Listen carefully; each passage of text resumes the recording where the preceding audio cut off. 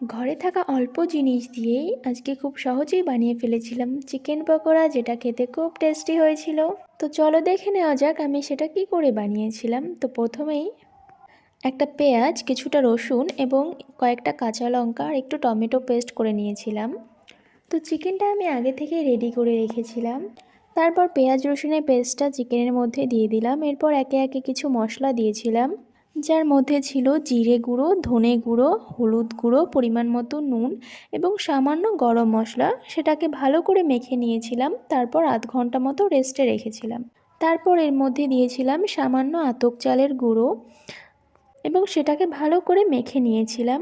তারপর কড়াইয়ে তেল দিয়ে একে একে চিকেনের টুকরোগুলো তেলের মধ্যে ছেড়ে দিয়ে হালকা আঁচে ভালো করে ভেজে নিয়েছিলাম। তারপর রেডি হয়ে গেল খুব সুন্দর একটা রেসিপি, যা খেতে খুবই টেস্টি হয়েছিল। Thank you.